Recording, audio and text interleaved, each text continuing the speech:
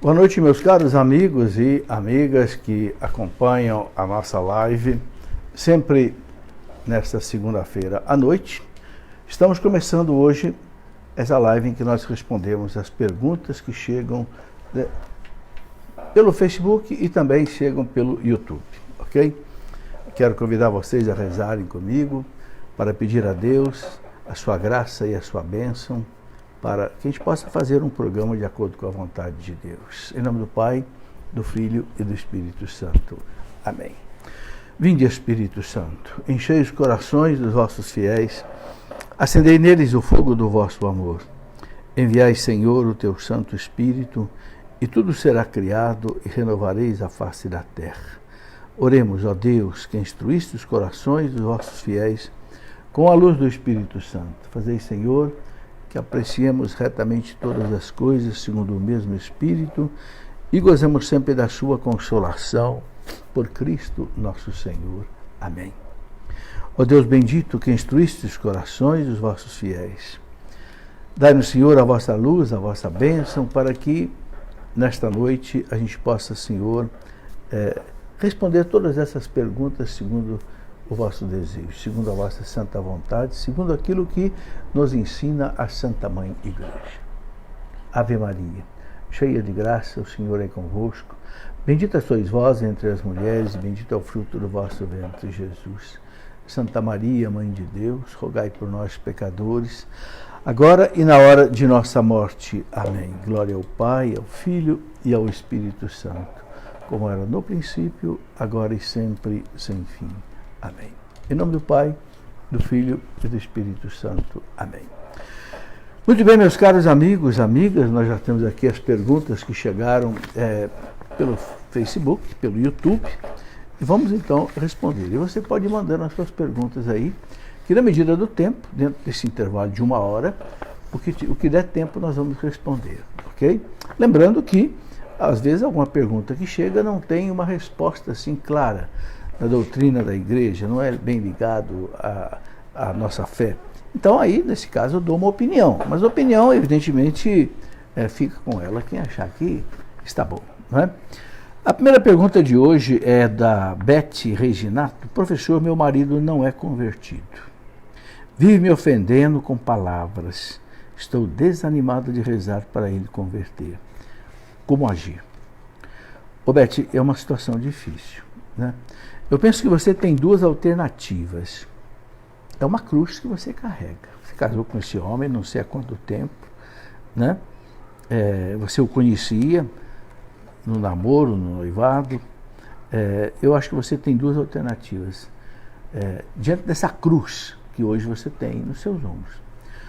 Ou você abraça essa cruz e carrega essa cruz para valer, com galhardia, como se diz, né? Rezando, entregando para Deus, oferecendo assim como um verdadeiro sacrifício, eu diria até um holocausto, né? Até pela salvação dele. Ou então você o deixa, né? Eu acho que é pegar ou largar. Eu acho que não pode é você ficar no meio termo. Nem você abraça a cruz e nem você larga a cruz. Decida, né? Diante de Deus, diante da sua consciência, eu tenho condição, eu tenho força, eu tenho fé para abraçar essa cruz e carregá-la até o fim, ou não, né? Bom, se a opção sua for por carregar essa cruz até o fim, então evidentemente você vai precisar de muita oração, né? Meditação na palavra de Deus, uma vida sacramental, se alimentar com a força da Eucaristia e com a força da fé você ir dobrando esse homem, né? Aos poucos. O cristão, a gente sabe, não paga o mal com o mal. O cristão paga o mal com o bem. O cristão não apaga fogo jogando gasolina. O cristão apaga fogo jogando água. A água do perdão, a água da paciência, né? Sabe, muitas mulheres mudaram a vida dos seus maridos desse jeito, né? É muito bonito isto, né? Mas coloque tudo diante de Deus e tome uma decisão. Eu escrevi um livro, quero mostrar aqui, que eu chamei de Problemas no Casamento, porque eu recebo muitas perguntas, né, há muito tempo já, sobre esse assunto. Então, uma vez Mandaram para a Canção Nova muitas perguntas sobre isso, né? Pelo celular o livro aparece invertido, né? Eu mostro ele direito aqui, mas ele aparece invertido. Mesmo que eu mude, você não vai conseguir ler direito. Mas o nome dele é Problemas no Casamento, ok? Uma vez a Canção Nova colocou no site dela qual é o problema que você tem no casamento que você gostaria de receber uma orientação. Meu Jesus, apareceram muitas perguntas. Aí mandaram para eu responder. Eu não tinha condição de responder.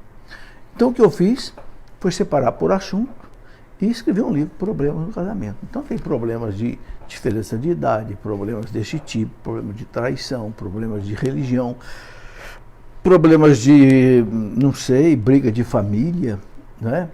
Enfim, há uma série de problemas, então que eu escrevi e coloquei nesse livro. Pode ser que ajude alguém aí nos seus problemas. Ana Pastor, professor, desde minha infância fui batizada na Igreja Católica. Mais tarde fui para a Igreja Evangélica e fui batizada nas águas 2 vezes. Uma na Igreja Universal e outra na Igreja Maranata. O meu batismo de bebê ainda é válido? Ana, o único batismo que é válido para você é o batismo de bebê. Por quê? Porque o batismo é um sacramento que não pode ser repetido.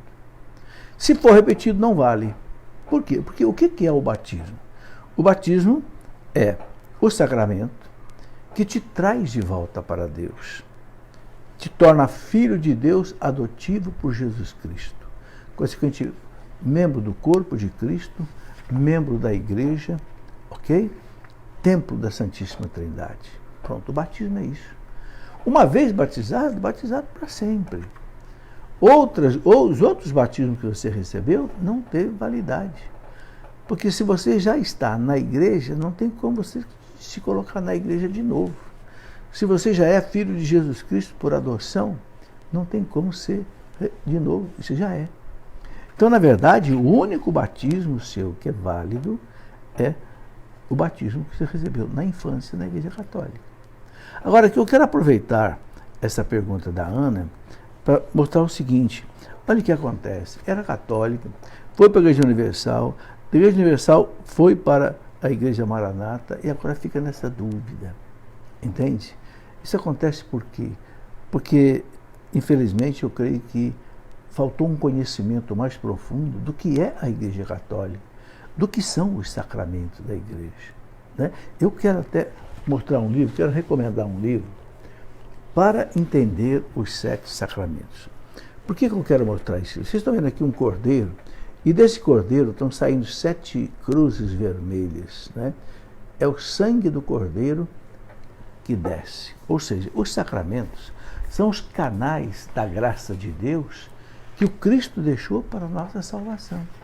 Então, os 7 sacramentos: batismo, crisma, eucaristia, confissão, casamento, unção dos enfermos, a ordem, descem da cruz de Cristo, irrigam do sangue de Cristo para a nossa alma.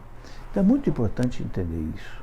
Nesse livro, que não é grosso, para entender os sacramentos, você pode compreender isso. E eu quero aproveitar, inclusive, para dizer o seguinte: tendo em vista agora o Natal, e eu penso que um presente maravilhoso que a gente pode dar para as pessoas é um livro.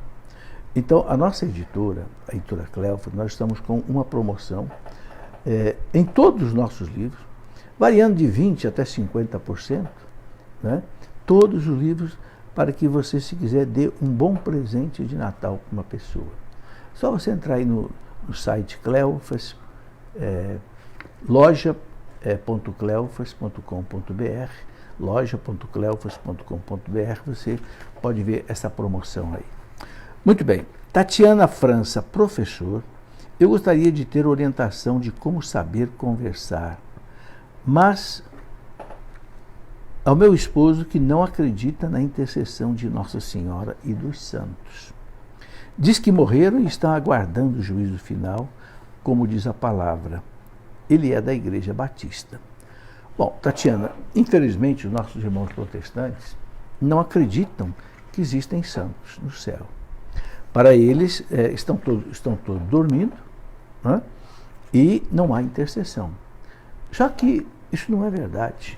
Já no Antigo Testamento, quando você pega, por exemplo, o livro dos Macabeus, né, a gente tem, claro, a intercessão dos santos no livro dos Macabeus. Né?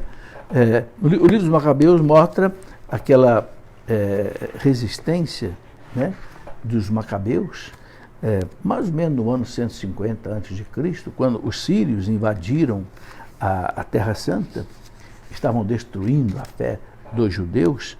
Então houve aquela resistência, né, dos irmãos Macabeus, Jonas Macabeus, Judas Macabeus, seu pai Matatias, né?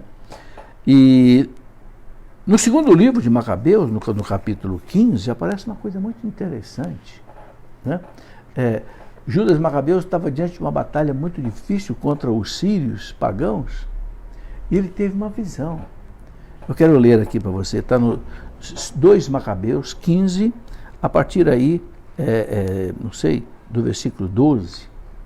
Eu vou ler aqui. Eis o que vira, o Judas Macabeus viu, Onias, que foi sumo sacerdote, já tinha morrido, Onias, homem nobre e bom, modesto em seu aspecto, de caráter ameno, distinto em sua linguagem e exercitado desde menino na prática de todas as virtudes, com as mãos levantadas, orava por todo o povo judeu. Olha aí, Onias, que já tinha morrido, sumo sacerdote, Judas Macabeus viu ele orando, né, com as mãos levantadas pelo povo judeu. Em seguida, havia aparecido do mesmo modo um homem com os cabelos todos brancos, de aparência muito venerável, né, cheio de uma admirável e magnífica majestade. Então, tomando a palavra, disse-lhe o sacerdote Onias: eis o amigo de meus irmãos, aquele que reza muito pelo povo e pela cidade santa, Jeremias, o profeta de Deus. E Jeremias, estendendo a mão, entregou a Judas uma espada de ouro, e ao dar-la disse: toma esta santa espada, que Deus te concede e com a qual esmagarás os inimigos. Está aí. Uma visão de intercessão. Né? Opa, é um pequeno vaso que caiu aqui do meu lado, sem problema nenhum. Então, Judas Macabeu, naquela batalha, ele viu o sacerdote Onias intercedendo por Judas e viu o profeta Jeremias, claro, já tinha morrido, o profeta Jeremias morreu lá 500 anos antes de Cristo, intercedendo pelo povo. Agora, veja bem, outra coisa, os cristãos que eram perseguidos no Império Romano e que se escondiam nas catacumbas de Roma, no primeiro século, segundo século, e ali, inclusive, enterravam seus mortos ali, muitos mártires ali. Quem já foi a Roma, desceu numa catacumba dessa de São Calixto, catacumba de Priscila, já viu, né? Muito bem. Os nossos mártires rezavam a missa, os sacerdotes, os bispos, sobre o túmulo dos mártires. Para quê? Para pedir a intercessão deles. Olha aí que coisa forte. Né? Nós temos uma oração que é do começo do século II, aquela oração à Nossa Senhora, que foi encontrada no norte do Egito, na cidade de Alexandria, num pequeno fragmento de papiro. Isso foi encontrado em 1900 e pouco, e os papirólogos decifraram que era mais ou menos do ano 200, na região ali de Alexandria, onde era fortíssima perseguição contra os cristãos, onde morreu, por exemplo, Santa Perpétua, Santa Felicidade. E o que dizia esta oração que eles encontraram? Debaixo da vossa proteção nos refugiamos, Santa Mãe de Deus. Não desprezeis as nossas súplicas nem nossas necessidades, mas livrai-nos sempre de todos os perigos, Virgem gloriosa e bendita. Maria, auxiliadora dos cristãos, rogai por nós. Veja, os nossos mártires, no ano 200, imploravam a intercessão de Nossa Senhora. Com que eles aprenderam isso? Claro que eles aprenderam com os apóstolos que vieram antes deles. Sabem, meus irmãos, não existe essa questão de que os mortos estão dormindo. Não, você já leu a parábola que Jesus conta, por exemplo, daquele rico Epulão e daquele pobre Lázaro que ficava à porta dele, que o rico não dava nem um prato de comida para o coitado, os dois morreram. O que diz Jesus? O que diz Jesus? Lázaro foi levado para o seio de Abraão, ou seja, para o céu. E o rico foi para onde? Para o inferno. Está aí, ó. Não tem ninguém dormindo. Não tem ninguém dormindo depois da morte, não. A carta aos Hebreus, capítulo 9, no versículo 27, Hebreus 9, 27, diz assim: está determinado que cada um morra uma única vez, não existe reencarnação, cada um morra uma única vez, e em seguida vem o juízo. Ora, que juízo? Juízo particular? Será que a gente vai ser julgado, então, dormindo? Não. A alma não dorme, meus irmãos. A alma é espiritual. O que dorme é o corpo. Você dorme e a sua alma continua acordada. Por que você sonha? Por que você tem pesadelo? Porque a tua alma está viva, está acordada. O consciente e o inconsciente estão na alma. Então, para nós católicos, existe a intercessão dos santos, existe a intercessão da Virgem Maria, existe sim o céu, né, o inferno e o purgatório. Agora, se o seu marido, ou Tatiana, não acredita, o problema é dele. Eu acho que aí, o que você pode fazer... Eu escrevi um livro inteiro, se você quiser, não sei, tentar fazer com que ele leia, eu escrevi um livro inteiro que chama A Intercessão e o Culto dos Santos. E aqui falo também das imagens e das relíquias. A intercessão, aqui eu coloco o que a Bíblia fala da intercessão, o que a tradição da igreja fala da intercessão, o que o magistério da igreja fala da intercessão. É muito, muito ensinamento. Eu quero lembrar você que a coisa mais importante que Jesus fez na Santa Ceia, além, né, das coisas maravilhosas, a instituição da Eucaristia, né, o lava-pés dos apóstolos, a instituição do sacerdote, uma coisa maravilhosa que Jesus fez foi aquela promessa. Está lá no Evangelho de São João, capítulo 16, versículo 12 e 13. João 16, 12 e 13. Jesus disse assim para eles: eu ainda tenho muitas coisas para explicar para vocês, mas vocês não estão preparados para ouvir agora. Claro, já era Santa Ceia, já estavam ali tarde da noite, já devia ser umas 10, 11 horas da noite. Mas aí Jesus fala uma coisa espetacular. Mas quando vier o Paráclito, o Espírito da verdade, ensinar-vos-á toda a verdade. Presta atenção nessa promessa de Jesus para a igreja. Quando vier o Paráclito, o Espírito Santo, que Jesus chamava de o Espírito da verdade, ensinar-vos-á, ou seja, no futuro, ensinar-vos-á toda a verdade. Toda a verdade. E relembrar a vocês tudo o que eu disse. Essa é a fé da igreja, essa é a nossa fé. A gente tem certeza absoluta que a igreja não erra naquilo que ela nos ensina. Por quê? Porque Jesus garante. É promessa dele. Por que o nosso credo tem 2000 anos e nunca mudou uma sentença do credo? Por que os 7 sacramentos são 7 desde o primeiro século e nunca mudou? Por que a nossa moral católica é a mesma há 2000 anos? Por que a nossa espiritualidade é a mesma há 2000 anos? Porque o Espírito Santo garante a verdade na igreja. Então, Tatiana, que você que é católica, fique firme na sua fé católica e vá mostrando ao teu marido. Quem sabe um livro como esse, né? E outras coisas. Eu sei que nas igrejas protestantes eles sofrem essa catequese desse tipo, mas que não está de acordo com a fé católica. Marinelva Barcelos, professor Felipe, é correto uma pessoa que luta abertamente, que fala abertamente, que não perdoa, participar de algumas pastorais da igreja, inclusive ministérios?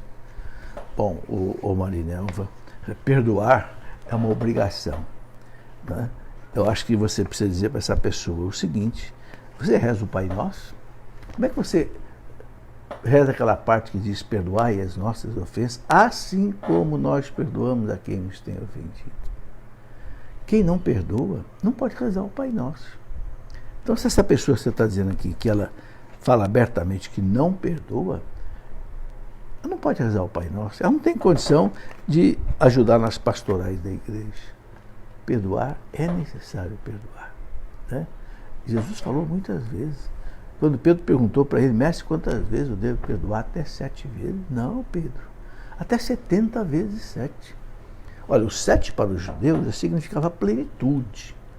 Jesus fala 70 vezes 7. A plenitude multiplicada por muitas vezes.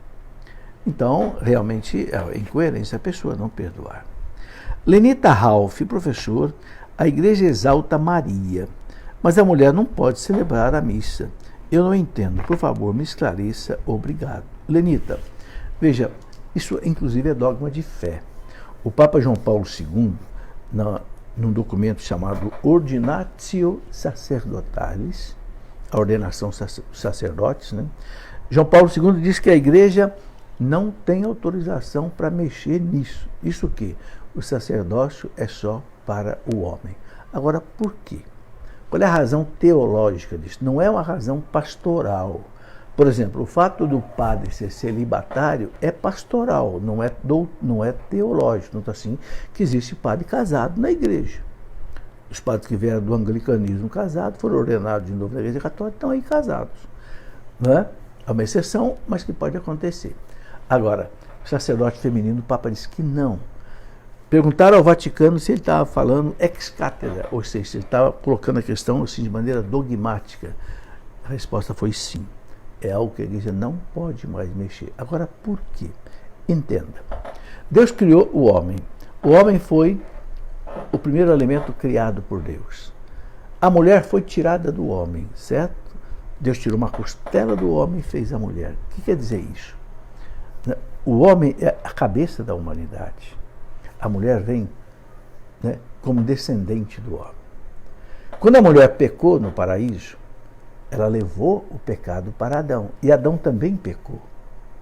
Por isso toda a humanidade caiu na desgraça do pecado original. Se Adão não tivesse comido aquela maçã, ou seja, não tem maçã nenhuma ali, né? Maçã inventaram a maçã no pecado original, é porque acho que a influência talvez da Europa, né? Se fosse aqui no Brasil, talvez seria banana, né? Não tem maçã nenhuma. Aquela fruta que significa a desobediência a Deus. Se Adão não tivesse caído no pecado original, a humanidade não teria caído. Por quê? Porque ele era a cabeça da humanidade. Então, Cristo veio para ser o novo Adão, para reparar o erro da cabeça da humanidade, que é Adão. Aqui você vai entender por que o sacerdote é homem. Por que o verbo que não tem sexo, por que o verbo se encarnou como homem e não como mulher? O verbo não tem sexo. Né? Se reza lá, o verbo de Deus se fez carne, se fez homem e habitou entre nós. Por que ele assumiu o sexo masculino? Porque ele é o novo Adão. Ele vai reparar a falta de Adão. Então ele vem como sacerdote. Porque o que é o sacerdote? O sacerdote é aquele escolhido no meio do povo para oferecer a Deus sacrifícios e oblações. Então o Cristo veio como sacerdote da nova aliança, segundo a ordem de Melquisedeque. Entende? Por isso que o sacerdote é homem.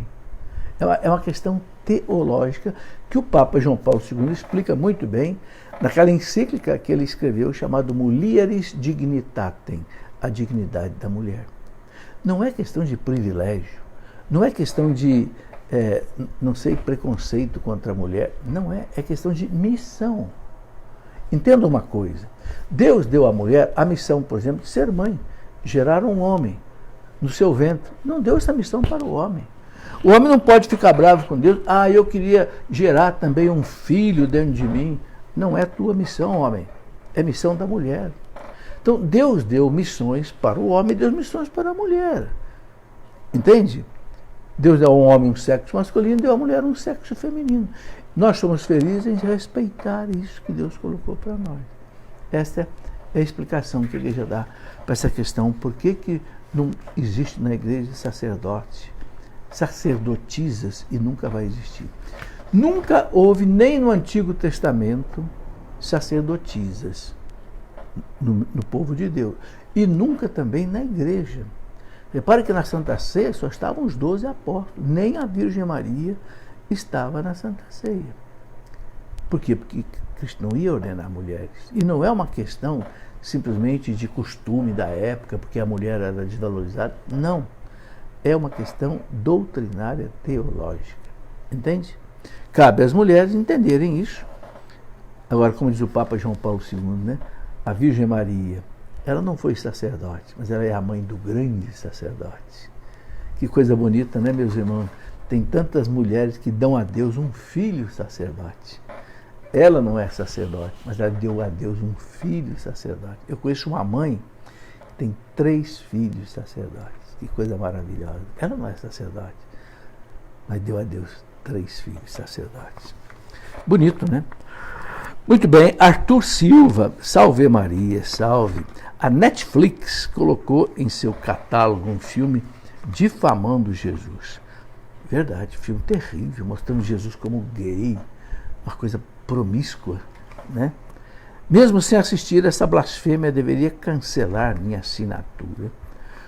O Arthur, o Dom Henrique Soares, né, bispo de Palmares, que cancelou a assinatura dele, né? É uma maneira que a gente tem de protestar contra isso. Eu vi num site que cerca de 4 milhões de pessoas já cancelaram a assinatura com a Netflix por causa disso. Parece que ela tem cerca de 20 mil assinantes, né? Sabe, é uma maneira de protestar contra. Se você quiser se unir a esse protesto, cancele a sua assinatura. Entende? Agora, eu não diria que você é obrigado a fazer isso. Não. Se você sabe usar a Netflix sem você usar as coisas ruins, agora se você quer se unir a esse protesto da igreja, cancele. Ok? Mas fica aí a tua decisão. Maicon Aguiar, professor, sou novo convertido na fé católica e tenho 2 perguntas. Ok, Maicon, muito prazer em responder sua pergunta, né? Especialmente porque você está dizendo aqui que é um convertido novo na fé católica. Então é isso mesmo, procure a instrução católica agora. Recomendo muito a você, Maicon, ler, por exemplo, um livro que eu escrevi, Por que Sou Católico? E um livro que eu escrevi, A Minha Igreja. É muito importante que você que é novo convertido conheça esses 2 livros. A Minha Igreja, Jesus para Pedro. Sobre ti, Pedro, edificarei a minha igreja. A igreja é dele. Quem é essa igreja? O católico tem que conhecer bem isso. E por que eu sou católico? É um outro livro que eu escrevi. Muito bem, a primeira pergunta do Marco é a seguinte: em qual parte da Bíblia está escrito sobre a assunção de Maria ao céu? Não está na Bíblia, Marco. Está aí. A nossa fé católica, Marco, não se baseia só na Bíblia. Se baseia na Bíblia, na tradição da igreja e no magistério da igreja. São 3 livros que inclusive eu escrevi quando eu comecei há uns 25 anos atrás um programa na Escola da Fé, na Canção Nova. Logo eu escrevi esses 3 livros. A Sagrada Escritura, o Sagrado Magistério e a Sagrada Tradição, porque são as 3 colunas onde a igreja se apoia. Você precisa entender bem, Maicon, que para os protestantes só existe a Bíblia, sola Escritura. Eles não têm a tradição e não têm o magistério. O magistério é o Papa e os bispos que são os doutores da fé, vamos dizer assim. A tradição é tudo aquilo que veio de Cristo através dos apóstolos, chegou até nós, mas que não está escrito. Entende? Por exemplo, não está escrito na Bíblia que os sacramentos são 7. Não está escrito na Bíblia o credo. Você não vai encontrar o nosso credo na Bíblia. E, no entanto, o credo é o eixo da nossa fé. Todo domingo é obrigado na missa a rezar o credo. Você não vai encontrar o credo. Eu creio em Deus Pai Todo-Poderoso. Não vai. Quem é que montou a Bíblia, Maicon? Foi a tradição da igreja. Quem é que disse que esses 72 livros que tem aqui são inspirados pelo Espírito Santo? A Igreja Católica. A gente retirou daí, a igreja não deixou, a tradição da igreja não deixou entrar na Bíblia cerca de 70 evangelhos apócrifos. E muitos outros livros. Ou seja, a igreja é que fez o crivo. O que é inspirado pelo Espírito Santo, o que não é. Porque a Bíblia não caiu do céu, como diz o padre Paulo Ricardo. A Bíblia não caiu do céu. A Bíblia, não tem nenhum livro da Bíblia que traga o índice dela. Ó, os livros da Bíblia são esse e esse. Não.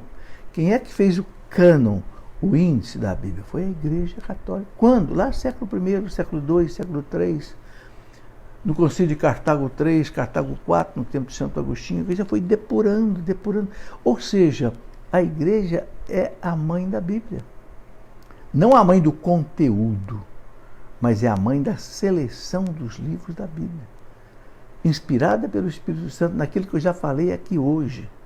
Jesus falou para os apóstolos na Santa Ceia: quando vier o Paráclito, o Espírito da verdade, ensinar-vos-á toda a verdade. Então, toda a verdade sobre a Bíblia, de separar quais são os livros inspirados pelo Espírito Santo ou não, e interpretar a Bíblia, cabe à Igreja. Entendeu? Então, não está na Bíblia que Nossa Senhora foi levada ao céu, mas está na tradição da Igreja. Os apóstolos narraram isso. Chegou até nós pela tradição. Entende? Depois tem a pergunta que ele faz: por que o padre absolve o pecado durante a confissão, sendo ele pecadores também? Não é só Deus quem perdoa os pecados? Sim, é Deus que perdoa os pecados. Só que Cristo recebeu a delegação de poder, de competência de Cristo para perdoar os pecados. A primeira coisa que Jesus fez quando ele ressuscitou, no domingo da ressurreição, o que foi? O que ele fez? Foi instituir o sacramento do perdão, da confissão. Por quê? Porque ele tinha acabado de conquistar, com a sua morte, com a ressurreição, ele pagou diante da justiça divina o preço do nosso perdão. Então Jesus, ele estava ansioso por esta hora, para poder agora distribuir o perdão. Só que ele não quis fazer isso pessoalmente. Ele quis fazer através da igreja. Por isso que ele deixou a igreja. Então o que ele disse para os apóstolos? Assim como o Pai me enviou, João 20, 22. Confira lá. João 20, 22. Assim como o Pai me enviou, eu vos envio a vós. A quem vocês perdoarem os pecados estarão perdoados. Ou seja, Cristo deu uma delegação de poder, de competência. Por que um juiz, quando julga uma causa, ele é respeitado? O réu tem que respeitar. Por quê? Porque o juiz recebe na competência do Estado. Ele é juiz porque ele prestou um concurso público, ele recebeu um registro, uma delegação de competência para julgar. O poder não é do juiz, o poder é do Estado, mas ele está representando o Estado. Mesma coisa um deputado, um senador. Por que ele tem poder ali de legislação, de votar?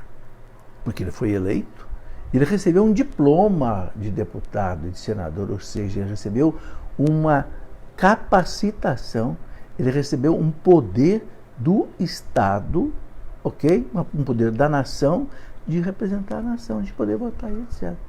O poder não é do deputado. Não tem assim que 4 anos ele perde o poder e sai e entra outro, se ele não for reeleito. Você entendeu? A mesma coisa o padre. O poder, quem perdoa é Jesus Cristo, mas ele perdoa através do padre. Você pode fazer uma comparação muito simples. Você abre uma torneira, sai água. Você pode abrir uma torneira de ouro, sai água. Uma torneira de prata, sai água. Uma torneira de ferro, sai água. Uma torneira de plástico, sai água. A mesma água. Você entendeu? Então não importa se o padre seja mais pecador ou menos pecador. Quando ele fala, eu te perdoo pelo ministério da igreja. Ok? É Cristo que está perdoando. Em todos os sacramentos, meus irmãos, é Cristo que opera in persona Christi. O padre age in persona Christi. Você entendeu? Por isso que qualquer padre que te perdoar, ele sendo padre de verdade, ele querendo te perdoar, você está perdoado. Pode ser o padre mais santo ou o padre menos santo. Mais uma vez eu quero mostrar esse livro. Veja como é importante a gente conhecer os sacramentos, meus irmãos, que é a base da nossa santificação. Está aqui, vou mostrar mais uma vez, para entender os 7 sacramentos. Ok? Muito bom. Raimundo Vidal Pessoa Neto. O Raimundo pergunta o seguinte: Professor Felipe Aquino, paz e bem, paz e bem. Gostaria de saber se a pessoa casada em segunda união e que se abstém de ter relações sexuais com sua esposa pode se confessar e comungar. Ô Raimundo, o que o Papa João Paulo II disse naquela exortação apostólica dele sobre a família, familiares consórcios? O Papa fala que um casal de segunda união, se viverem como irmãos, ou seja, não tem vida sexual, não tem intimidade nenhuma, definitiva, não é só por um período, é definitiva, então aí pode confessar e pode comungar. É o que está na exortação apostólica do Papa João Paulo II, familiares consórcios. Muito bem, pergunta do Leonardo Alves. Professor, qual catecismo devemos usar como referência? O catecismo de Pio V ou de João Paulo II? O catecismo de Pio V não é de um concílio infalível, o de Trento, o Leonardo? O catecismo de Pio V é um catecismo bom, verdadeiro. Só que o Papa João Paulo II atualizou o catecismo de Pio V no catecismo da Igreja Católica.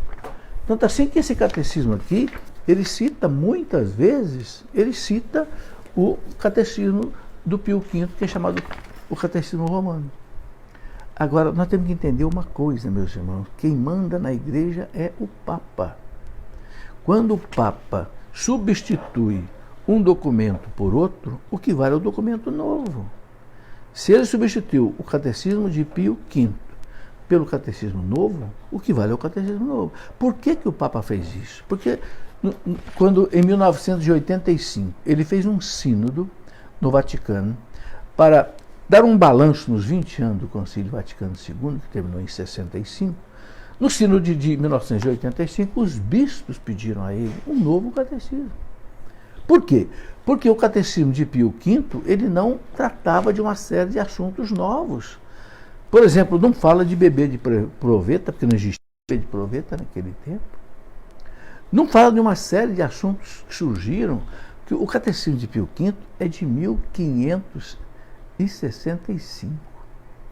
Veja lá atrás, quase 400 anos atrás, quanta coisa nova aconteceu no mundo nesses 400 anos, que a igreja precisa dizer a sua palavra.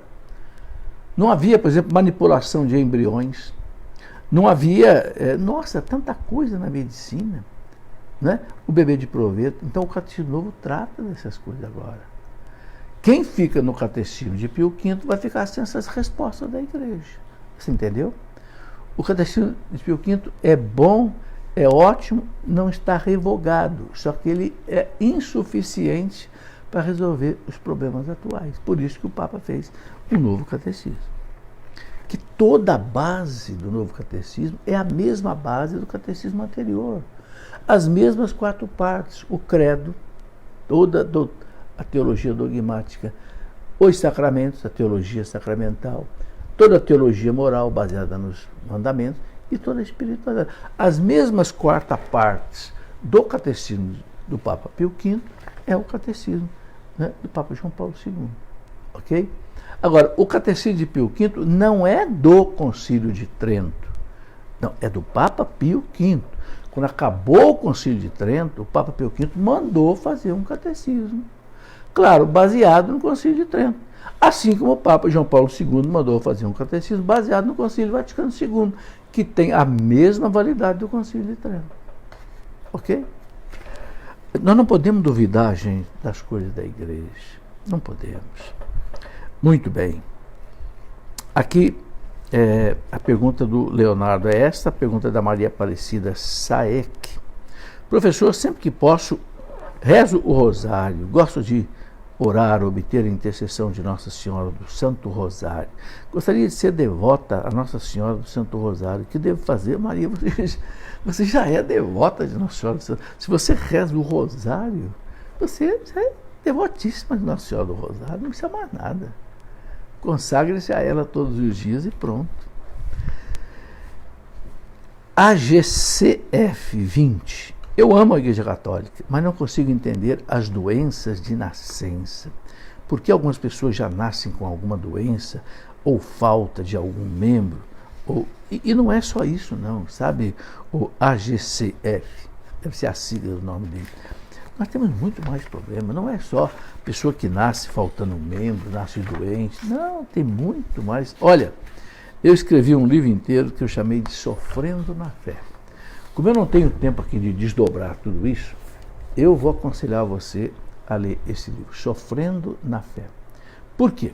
Porque aqui eu explico com profundidade, com base na teologia católica, nos santos padres, nos santos doutores, com texto, com Santo Agostinho, sobretudo, São Tomás de Aquino, da onde vem o sofrimento. Bom, eu vou explicar rapidamente e deixo aí essa sugestão. São Paulo fala na carta aos Romanos, capítulo 6, versículo 23, Romanos 6, 23, São Paulo diz o seguinte: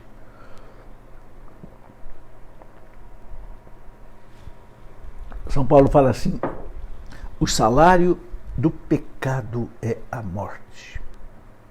Essa frase é especial. Ele explica aí todo o sofrimento do mundo, toda a morte do mundo, tudo. O salário do pecado é a morte. Existem dois tipos de pecado: o pecado original dos nossos primeiros pais e o pecado nosso, pessoal. Tanto um quanto o outro geram o sofrimento e geram a morte. O pecado original, a igreja ensina, e eu escrevi um livro inteiro sobre o pecado original. O que a igreja ensina? Se você quiser aprofundar nisso, leia o livro que eu escrevi, que eu chamei de O Pecado Original, o que a igreja ensina. O pecado original, ele quebrou a unidade do homem com Deus. O homem foi expulso do paraíso. Tanto é que está lá no livro do Gênesis, quando o homem pecou, desobedeceu a Deus, ouviu a voz da serpente e desobedeceu a Deus, o homem rompeu com Deus. O homem disse um não a Deus. Só que toda a felicidade do homem dependia de Deus. Agora esse homem foi embora do paraíso, foi expulso do paraíso. Está lá no livro do Gênesis que Deus colocou lá um serafim, um querubim, lá com uma espada de fogo, para não deixar o homem voltar ao paraíso. É claro, tudo isso é simbólico, para dizer o que? A justiça divina separou o homem. Foi preciso que Cristo viesse morrer na cruz por nós, para pagar a justiça divina, não pagar a Deus, mas pagar, porque Deus, ele age pela justiça e pela misericórdia. A misericórdia de Deus mandou Jesus para pagar a justiça. A justiça e a misericórdia andam juntas. E o Cristo pagou. Por isso o Cristo, a primeira coisa que ele fez, como eu já falei aqui, no domingo da ressurreição, foi instituir o sacramento da confissão, porque tinha acabado de conquistar com a sua morte e ressurreição, diante da justiça divina, o direito de nós sermos perdoados, gratuitamente, desde que a gente se arrependa. Mas o pecado original, ele estragou a natureza humana. A teologia católica ensina que o homem no paraíso tinha duas qualidades excepcionais. Uma qualidade que era chamada de santidade e justiça original. O que é o estado de santidade? Comunhão perfeita com Deus. O homem vivia na casa de Deus, no jardim do Éden. E ali o homem tinha tudo. Mas ele ofendeu a Deus. Então ele perdeu a amizade de Deus. Perdeu tudo. E ele perdeu o que a teologia chama de justiça original. O que é justiça original? Era o equilíbrio que o homem tinha com ele mesmo, a harmonia com ele mesmo. O homem não tinha traumas, não tinha doenças, não tinha neuroses, psicoses, depressão, nada. O espírito comandava a matéria, o homem era tranquilo. Ele tinha paz com a natureza não era rebelde como hoje. Ele tinha paz com a mulher, ele tinha paz com Deus. Ele perdeu tudo isso. Então entrou no mundo o pecado.